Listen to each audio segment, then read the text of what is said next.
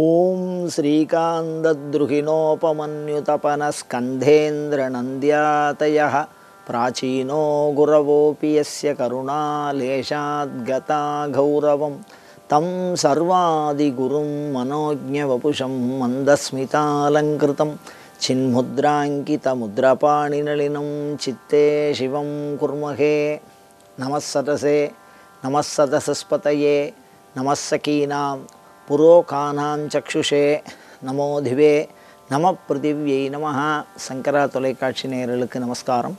இன்றைய தினம் அபிராமி அந்தாதியில் நாம் சிந்திக்க இருப்பது 55வது பாடல். மின் ஆயிரம் கூடி ஒரு மெய்வடிவாகி விளங்குகின்ற அந்நாள் அகமகிழ் ஆனந்தவல்லி அருமறைக்கு முன்னாய் நடுவெங்குமாய் முடிவாய முதல்விதன்னை உண்ணாது ஒழியினும் உண்ணினும் வேண்டுவது ஒன்றில்லையே. இந்த பாடல் முழுக்க ஞானசாரம், மோட்சத்துக்கு பயன்படக்கூடிய பாடல். முழுவதுமாய் சந்நியாச ஆசிரமத்தில் இருக்கக்கூடிய ஒரு மிகப்பெரிய ரகசியத்தை சொல்லிக் கொடுக்குறார். பொதுவாக இதோட பொருள் என்ன? மின் ஆயிரம் கூடி ஒரு மெய்வடிவாகி. சாதாரணமாக ஒரு மின்னல் அடிக்கிற ஒரே ஒரு மின்னல், அது கூட நாம் கண்ணு பார்த்தோம்னா நம்மளுடைய பார்வையை போவதற்கு நிறைய வாய்ப்பு இருக்குது. ஒரு வினாடி தான். ஆனால் இங்கே என்ன சொல்கிறார்? மின் ஆயிரம் கூடி, 1000 மின்னல் ஒன்றா இருந்தால் அது எப்படி? ஒரு மெய் வடிவாகி.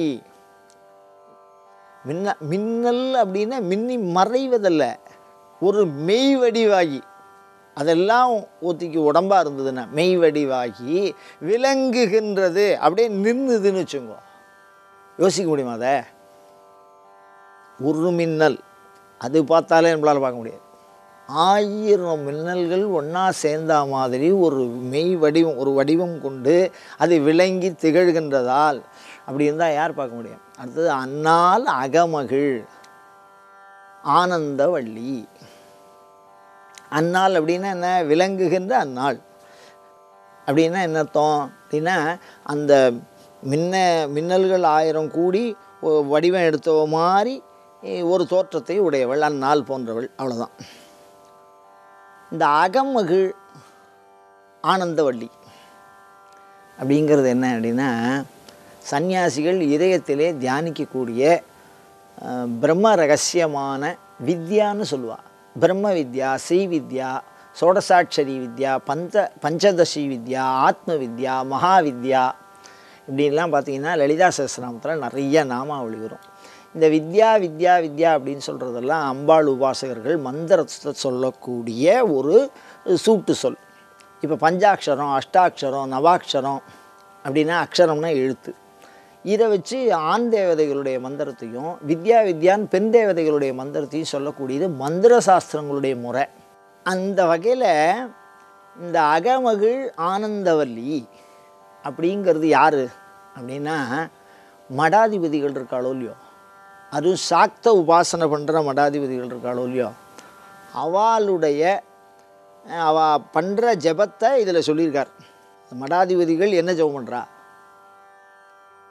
அப்படிங்கிறதுக்கு உண்டான ஒரு சாவி அதை இதில் சொல்லியிருக்கார், இந்த பாடலில் சொல்லியிருக்கார்.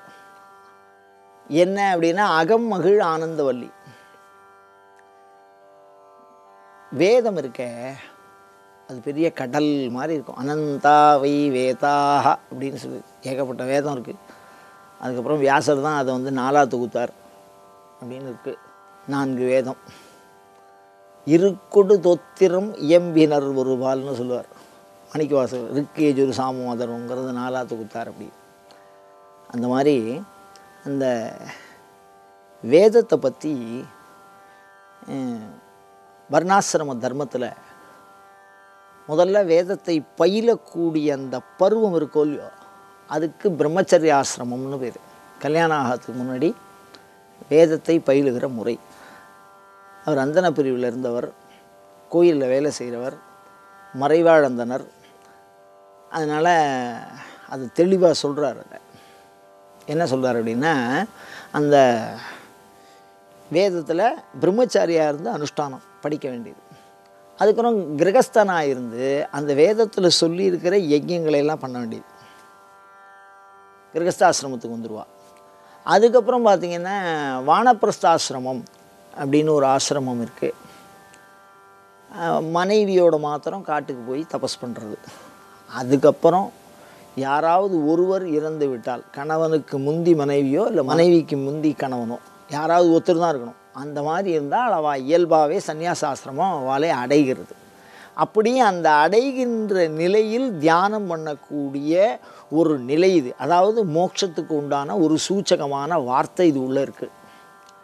இவர் என்ன பண்ணுவார்னு கேட்டிங்கன்னா, வடமொழி சொல்ல அப்படியே தென்மொழியை சொல்லுவார். சில இடங்களில் பார்த்தீங்கன்னா மொழியாக்கம் பண்ணி தமிழாக்கி சொல்லியிருப்பார். ஒரு உதாரணம் சொல்கிறேன் பாருங்கள். கரி உரி போர்த்த செஞ்சேவகன் சிவபெருமான சொல்கிறார். கரி யானை, உரி தோல்.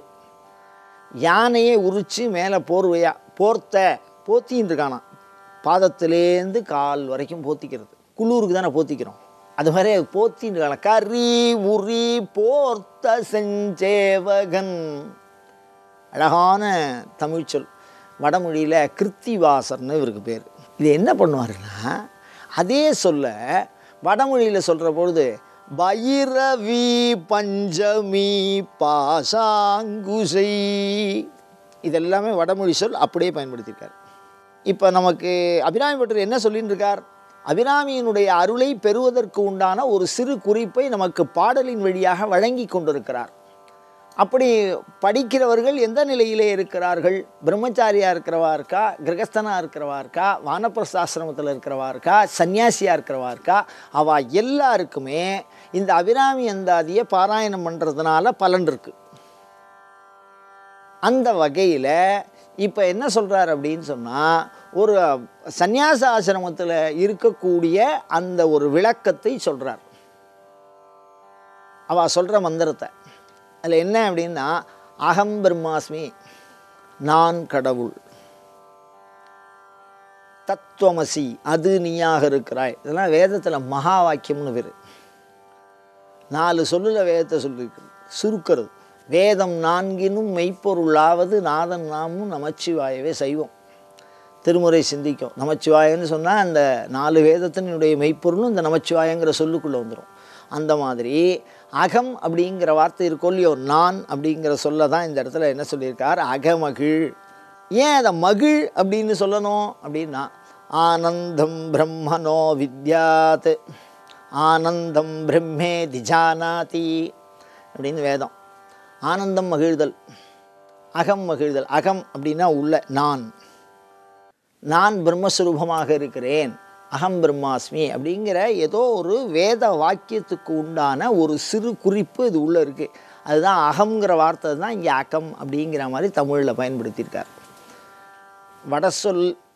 வடசொல் மாதிரி இருக்கும், தென்மொழிக்கும் முயற்சி பண்ணியிருக்கார். அதை அந்த அதோட விளக்கத்தை கொடுக்கறதுக்கு இந்த பாடலின் வழியாக. அதுவும் எப்படி? ஆனந்தவல்லி, ஆனந்தம் அப்படின்னா மகிழ் அப்படிங்கிற வார்த்தை இருக்குது, ஆனந்தம் அப்படிங்கிற வார்த்தை இருக்குது, பக்கத்தில் இருக்குது இந்த வார்த்தை. அகம் மகிழ் ஆனந்தவல்லி. மகிழ்தல் என்கின்ற வார்த்தையே மகிழ்ச்சியை தருவதற்கு போதுமானதாக இருக்கிறது. ஆனால் ஆனந்தம்னு ஏன் போடுவானே? அது வட சொல்.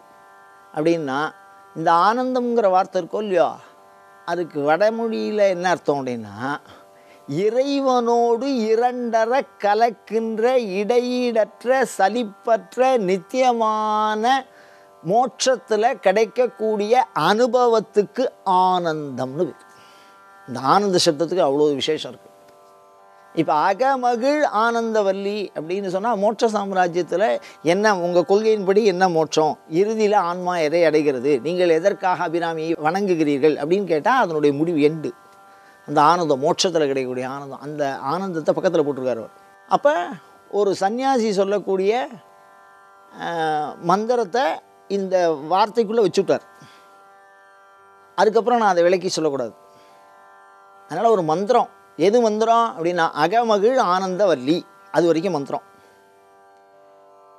இந்த வள்ளி அப்படிங்கிறது என்ன அப்படின்னா கொடி அப்படின்னு ஒரு பொருள். வள்ளினா கொடி, வள்ளின்னா சுஷும்னா நாடி. அதாவது இந்த ஆன்மாவில் இறைவியை வேறற உணர்தல். அவ வேற நாம வேற இல்லை, நான் தான் அது, அதுவாக நான், அவளாக நான், என்னில் அவள். அந்த மாதிரி காளிதாசன் தண்டி எழுத்து யார் கவின்னு சொல்லும்போது கவிர் தண்டி கவிர் தண்டி கவிர் தண்டி அப்படின்னு அம்பாள் சொன்னாலாம். தொமேவாகம் தொமேவாகம் தொமேவாகம்னு 3 தடவை சொன்னாலாம். நான் நீ, நான் நீ, நான் நீன்னு. அதை மாதிரி உபாசகனும் உபாசிக்கக்கூடிய வஸ்துவாகிற அந்த மந்திரமும் அந்த உபாசனை வஸ்துவை வச்சுண்டு பெறக்கூடிய பயனாகிற அம்பாளும் 3 பேரும் ஒரே நேர்கோட்டில் இயைந்து ஒன்றாகி போதல். அந்த ஒன்றாகி போகின்ற நிலையில் அதுக்குண்டான வழி அந்த அந்த மந்திரத்தை தான் இதில் சொல்லியிருக்கார். அகமகிழ் ஆனந்தவல்லி அப்படிங்கிற ஒரு பதம் தான் அதை சூட்டுறது. அது எப்படி நீங்கள் ஒரு சன்னியாசிக்கு சொல்கிற மந்திரத்தை தமிழில் இது மாதிரி சொல்லியிருக்கார் அப்படின்னா அதை விவரித்து விசாரம் பண்ணினால் அந்த மந்திரத்துக்கு நம்ம விளக்கம் கொடுக்கலாம். அதுக்கு அடுத்த வரியில் சொல்கிறார் பாருங்கள், அருமறைக்கு. மறை என்று சொன்னாலே மறைத்து சொல்லப்படுவது அப்படின்னு அர்த்தம். மறை என்று சொன்னால் கேட்கப்பட்டது அப்படின்னு அர்த்தம். இதில் 2 விஷயத்தையும் சொல்லலாம், 2 பொருளையும் சொல்கிறார். முன்னாய் நடுவெங்குமாய் முடிவாய முதல்வி தன்னை. அருமறைக்கு முன்னாய் என்ன அப்படின்னா வேத அங்கம், நடுவெங்குமாய் வேத சாக்கா, முடிவாய வேதாந்தம். அந்தம்னா முடிவு, வேதாந்தம். நடுவெங்குமாய் அப்படின்னா ஷாக்கா. ரிக்வேதத்துக்கு இவ்வளோ ஷாக்கா இருக்குது, எஜுர்வேதத்துக்கு இவ்வளோ ஷாக்கா இருக்குது, சாமவேதத்துக்கு இவ்வளோ ஷாக்கா இருக்குது. அந்த ஷாக்காவை தான் அந்த நடுவெங்குமாயின்னு சொல்கிறார். அப்படியே வேதாந்த உண்மை இது. முன்னாய் வேத அங்கம், சிக்ஷை வியாகரணம் நிருத்தம் சந்தஸ், அந்த அங்கம் எத்தனை ஷாக்கா, அந்த ஷாகைகளுடைய முடிந்த முடிவு என்ன. அந்த வேதாங்கத்தினாலையும் நடுவில் இருக்கக்கூடிய அந்த ஷாகைகளால் அனுஷ்டானம் பண்ணப்படுகிற அந்த யஜ்ஞத்தின் விளைவாக ஏற்படுகிற அனுபவமாக வருது முடிந்த முடிவாக இருப்பது என்ன. அருமறைக்கு வேதங்களுடைய அங்கமாக இருப்பது, வேதங்களுடைய ஷாக்கையாக இருப்பது, வேதங்களுடைய அந்தமாக இருப்பது. அந்த அருமறைக்குங்கிறதே எல்லா இடத்துலையும் சேர்த்துக்கணும். அப்போ வேதாந்தமாக இருக்கக்கூடிய முடிவாய முதல்வி தன்னை. முதல்வி ஜேஷ்டா அப்படின்னா முதலில் உதித்தவள். ஜேஷ்டராஜம் பிரம்மனாம் வேதம். ஜேஷ்டராஜம்னா கணபதினு எல்லோரும் நினச்சிக்கொண்டான். ஜேஷ்டராஜம்னா பிரகாசிக்கக்கூடிய பொருள். முதலில் அடிப்படையாக இந்த உலகத்தை விளங்கச் செய்வதாகிற ஆற்றல், பேராற்றல். ராஜம்னா பிரகாசிக்கிறது. இந்த உலகம் விளங்கி தோன்றுவதற்கு உண்டான அடிப்படை ஆற்றல் ஜேஷ்டராஜம். முதல்வி தன்னை உண்ணாது ஒழியினும். அதாவது இந்த தியானத்தை இதில் ஒரு தியானம் சொல்லியிருக்கார், ஒரு மந்திரம் சொல்லியிருக்கார். அந்த மந்திரத்தை இந்த சொல் இந்த பொருளில் இந்த உணர்வோடு நினைக்கப்பட வேண்டும் அப்படின்னு சொன்னால் அதுக்கு பேர் வித்தை. ஒரு உதாரணம் சொல்கிறோம் பாருங்கள். ஒரு வித்தைக்கு ஒரு உதாரணம். ந ம ஷி வா ய அப்படின்னு பஞ்சாட்சரம் இருக்குது. இதில் நன்னா பிரம்மா, மனா விஷ்ணு, சீன ருத்ரன், வன சக்தி, ஏன்னா ஆன்மா அப்படின்னு விளக்கம் கொடுப்பா ஒவ்வொரு எழுத்துக்கும். அந்த எழுத்தை எப்படி பாவனை பண்ணணும், அந்த எழுத்தினுடைய வல்லமை என்ன அப்படின்னு தனித்தனியாக ஒவ்வொரு எழுத்தை வச்சு நிறைய வியாக்கியானம் சொல்லுவாள். அந்த மாதிரி ஒரு இந்த எழுத்தை இவ்வாறு உணர்ந்து இப்படி தியானித்தால் அதனுடைய விளைவு இவ்வாறாக இருக்கும் அப்படிங்கிறது இந்த அட்சர வித்தை போயிட்டே இருக்கும் மேற்கொண்டு. இது ஒரே நாள்லாம் முடிகிற விஷயம் இல்லை. இந்த பாட்டில் 4 வரியில் அவர் ஒரு சன்னியாசாசிரமத்தில் கற்றுக்க வேண்டியதை ஒரு சின்ன ஒரு சூத்திரமாக சொல்லிட்டு போயிட்டார். முடிவாய முதல் வேதம் படிக்கிறதுக்கே 7 வருஷம் வேணும். அதுக்கப்புறம் இங்கே வியாக்கியானம், அதுக்கப்புறம் வேதாங்கம், அதுக்கப்புறம் வேதாந்தம், அதுக்கப்புறம் எங்கே சன்னியாசம் வருது, சன்னியாசம் வாங்கினா தான் வந்து இந்த பொருளே புரியும். அப்படி ஒரு விஷயம் வச்சுருக்கு. ஏன்னா கோயிலில் எல்லாரும் வருவா, கோயில் எல்லாத்துக்கும் உண்டான ஒரு பிரதான களம். பிரம்மசூத்திரத்துக்கே பிக்ஷு சூத்திரம்னு தான் பேர். சைவ சித்தாந்த சாஸ்திரங்களுக்கு பண்டார சாத்திரங்கள்னு பேர். அதை மாதிரி ஒரு ரகசியத்தை சொல்கிறார். சன்னியாசாசிரமத்தில் இருந்த அந்த அம்பாளுடைய மோட்சத்தை அனுபவிக்கிறதுக்கு உண்டான ஒரு வழியை சொல்ல, முடிவாய முதல்வி தன்னை உண்ணாது ஒழியணும். அதோட அனுபவத்தில் ஒரு பகுதியை சொல்கிறார் பாருங்கள். அதாவது என்னென்னா, ஒரு நிலையில் தியான தியாத்ரு தேய ரூபாயின்மா லலிதா சகஸ்ரநாமம் சொல்லும். இந்த உபாசிக்கிறவன் மந்திரம், அந்த உபாசனா தேவதை, இவா 3 பேரும் ஒன்றாயிடுவா. ஒரே நேரத்தில் ஒன்றாக இருக்கக்கூடிய ஒரு நிலை வரும். அந்த மாதிரி நிலையில் சாமி கும்பிட்டாலும் சரி தான், சாமி கும்பிடலைன்னாலும் சரி தான், மந்திரம் சொன்னாலும் சரி தான், மந்திரம் சொல்லலைன்னாலும் சரி தான், தியானம் பண்ணினாலும் சரி தான், சகஜமாக இருப்பாவா. அம்பாள் பேசுகிறாளா, அவன் பேசுகிறானான்னு தெரியாது, உபாசகன் பேசுகிறானான்னு தெரியாது, 3ம் ஒன்றா இருக்கும். உண்ணாது ஒழியினும் உண்ணினும் வேண்டுவது ஒன்றில்லையே. நினச்சாலும் சரி, நினைக்கலைன்னாலும் சரி, அந்த அவஸ்தை இல்லாமல் அந்த அனுபவம் இருக்குது. இப்போது இது வந்து அனுபவ வாக்கியம். ஒன்றில்லையேன்னு சொல்கிறார். அதாவது பூஜையினால் அவனுக்கு பிரயோஜனம் இல்லை. ந மந்திரம் ந தீர்த்தம் ந வேதோ ந யஜ்ஞம் அகம்போஜனம் நைவ போஜ்யம் ந போக்தா சிதானந்த ரூப சிவோகம் சிவோகம் அப்படிம்பார். இப்போ மந்திரம் ந தீர்த்தம் வேதம் இதெல்லாம் இல்லைன்னு அர்த்தம் இல்லை. அதன் வழியாய் அதை கடந்து சென்று அந்த அனுபவம் வரும்போது எல்லாம் கடந்து போயிடும். ஒன்றாக ஆகியிருக்கின்ற ஏக அவஸ்தை. ஒன்றில்லையே அப்படின்னு சொல்லுவார் பாருங்க. ஒன்று இல்லையே, அந்த ஒரு பதத்துக்கு மாத்திரம் தனியாக வியாக்கியானம் சொல்லணும். அப்புறம் வேண்டுவது ஒன்றில்லையே அப்படிங்கிறதுக்கு தனியாக பிரிச்சுக்கலாம். அந்த மாதிரி தனித்தனியாக சொல்லணும். அப்போ சாமி கும்பிட்டாலும் தியானம் பண்ணுறதுனாலையும் அடையக்கூடிய பலன் ஒன்று இல்லாதவர்களாக அவர்களே அவலாய் ஆகி போவார்கள் அப்படிங்கிற அந்த விஷயத்தை இந்த பாடலில் ரொம்ப சுருக்கமான முறையில் சொல்லியிருக்கார்.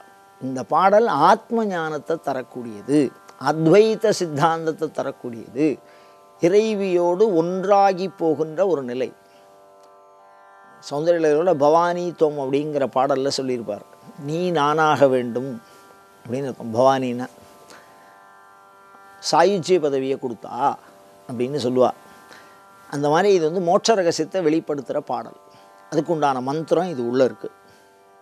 அந்த மந்திரத்தை இப்போ இந்த சொல்ல வச்சு இந்த மந்திரத்தை தான் இவர் சொல்லியிருக்கார் அப்படிங்கிறத நம்ம சொல்லிடலாம். அவ்வளோ அழகாக சொல்லியிருக்காரு இதில்.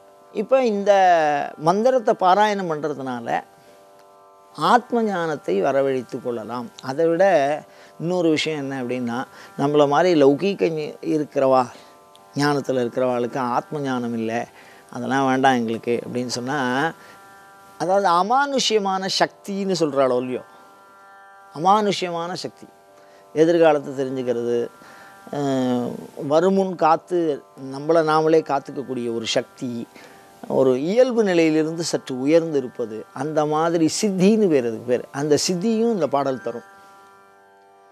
இது என்னென்னா, சன்னியாசிகள் தியானம் பண்ணும்போது திடீர்னு ஒரு நாள் இந்த 1000 கோடி ஒரு மெய்வடிவு அவளுக்கு உள்ளே தோன்றும். அப்படி உள்ளே தோன்றிடுத்துன்னா அதுக்கப்புறம் அவள் சொல்கிறதெல்லாம் பழிக்கும். அதுக்கப்புறம் அவளுக்கு பூஜைன்னு ஒன்று இருக்காது.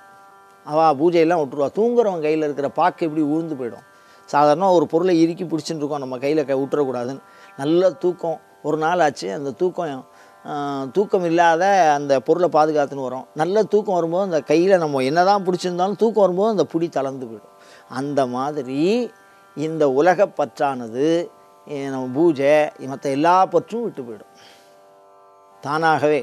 அப்போ 24 மணி நேரமும் சகஜ சமாதின்னு பேர். அந்த நிலையை தரக்கூடிய ஒரு பாடல், அமானுஷ்யமான சக்திகளை நமக்கு பெற்றுத்தரக்கூடிய ஒரு பாடல். இதில் என்ன சிறப்பு அம்சம் அப்படின்னா, அம்பாள் உள்ளுக்குள்ளே ஒரு மின்னல் மாதிரி தோன்றி மறைவா இந்த தியானத்தை, இந்த மந்திரத்தை சொல்லி அவளை தியானம் பண்ணினால் அமானுஷ்யமான சில சக்திகள் நமக்கு கிடைக்கும்.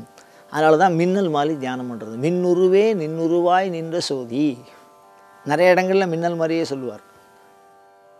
அந்த அற்புதமான மந்திரம், அற்புத சக்திகளை நமக்கு பெற்றுத்தருகிற மந்திரத்தை மிக சுருக்கமாக சொல்லியிருக்கிறார். ஓம் சேர்த்து நமஹா சேர்த்து இந்த பாடலை நம்ம பாராயணம் பண்ணினால் அமானுஷ்யமான சக்திகள் கிடைக்கும்.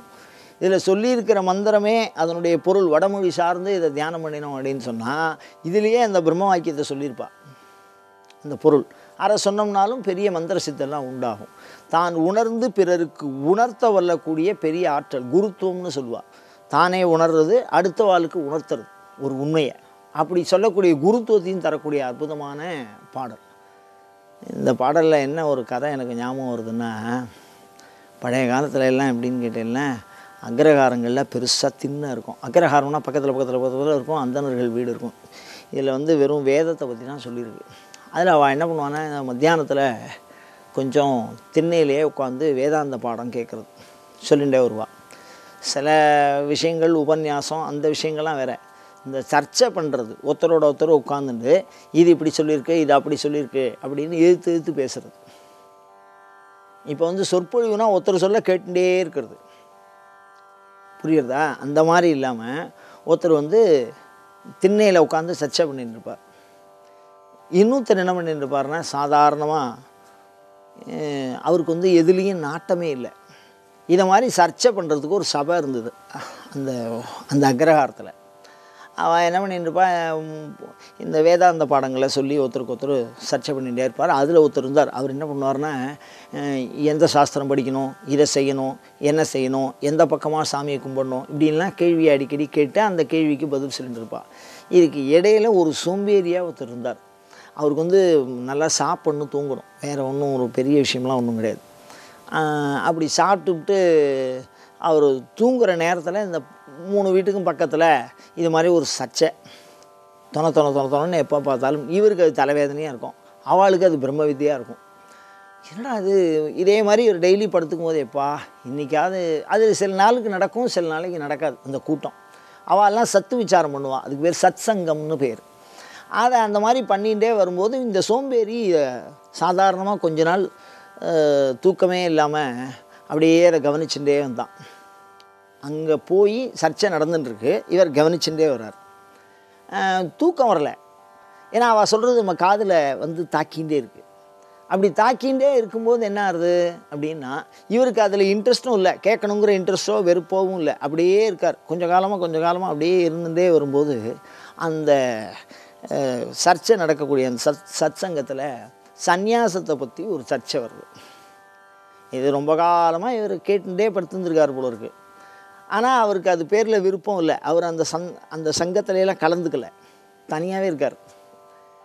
அதில் ஒருத்தர் கேட்குறார், சந்நியாசம் உயர்ந்தது அப்படின்னு நீங்கள் சொன்னால் நான் இப்போவே சந்நியாசம் வாங்கிக்கிறேன் அப்படின்னு அதில் உள்ளவர் சொல்கிறார். அங்கே சர்ச்சை நடந்துன்னு இருக்கும்போது அதில் ஒரு அம்மா என்னங்க இந்த வயசாகிறது இவளுக்கு போய் சந்நியாசம் கொடுக்குறேன், எல்லாம் உபதேசம் பண்ணி கொடுக்காதீங்க, இதெல்லாம் அப்புறம் அவர் மட்டுக்கு ஏதாவது விட்டு போயிட்டாருன்னு நான் குடும்பம் குட்டி குழந்தைகளெல்லாம் வச்சுட்டுருக்கேன்னு அந்த அம்மா போய் குறை சொல்லிகிட்டு இருக்கு. இவர் திண்ணையில் இப்படி படுத்துருந்தார் பாருங்க, நேராக கிடக்குன்னு ஏந்து அங்கே போனார். சந்நியாசம்னா என்னன்னு தெரியுமான்னார். அவருக்கும் குழந்தை குட்டி கல்யாணம்லாம் ஆகி எல்லாம் இருக்குது, ஆனால் கொஞ்சம் சோம்பேறி. இனிமே அவர் சாப்பிடுவார், தூங்குவார், அதோடு தான் இருப்பார். அது மாதிரி படுத்திருந்தவர் திடீர்னு சந்நியாசம்னா என்ன அப்படின்னார். இதுக்கு பேர் சந்நியாசம்னா தெரியுமா அப்படின்னார். இந்த துண்டை இப்படி எடுத்தார், இப்படி மேலே போட்டார், இதுக்கு பேர் தான் சந்நியாசம்னு போயிட்டே இருந்துட்டார். ஆனால் இவாலாம் விசாரம் பண்ணினவாளை விட அவளுக்கு அந்த சந்நியாச அனுபவம் அவருக்கு கிடச்சிது. அந்த மாதிரி எதுக்கு இதை சொல்கிறேன், உண்ணினும் உண்ணாது ஒழியினும் அப்படின்னா என்ன அர்த்தம்னா, கவனிக்கிறது, காதால் கேட்குறது, அந்த ஸ்ருதியை விருப்பு வெறுப்பற்று கேட்குறவாளுக்கு அந்த பக்குவம் தானாக ஏற்படும். அது போன்ற உயர்ந்த ஞானத்தை சொல்லுகிற ஒரு அற்புத ரகசிய சூத்திர பாடல் இது. இதை பாராயணம் செய்து நாம் மந்திர சித்திகளை பெறுவோமாக. அயம் தர்மஹா உத்தரோத்தராபிவிருத்தி ரஸ்து.